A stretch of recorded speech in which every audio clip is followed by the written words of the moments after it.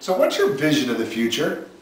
You know, the most amazing thing happens when you really explore from moment to moment about what you believe that the future is going to hold for you. When we have a vision of the future that's positive, life-giving, growing, expanding, our mood naturally rises. When we have the vision of the future that is less than what we want, or bleak, or dark, or ineffective, what happens to our mood is that our mood always follows that. Today, I want you to change one thing in your life.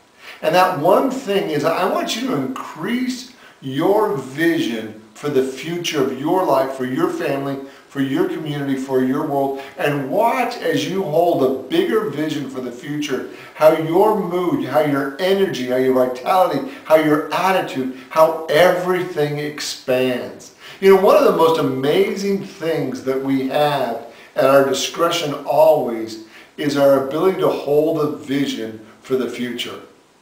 Today, I want you to really begin to explore what your vision for the future is. And I want you to increase it by 5%, 10%, 50%, 1,000%, and really create a vision for the future that is so inspiring that you want to get up every morning.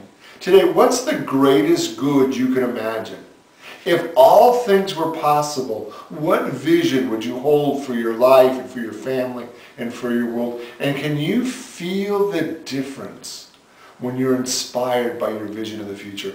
Today, change one thing.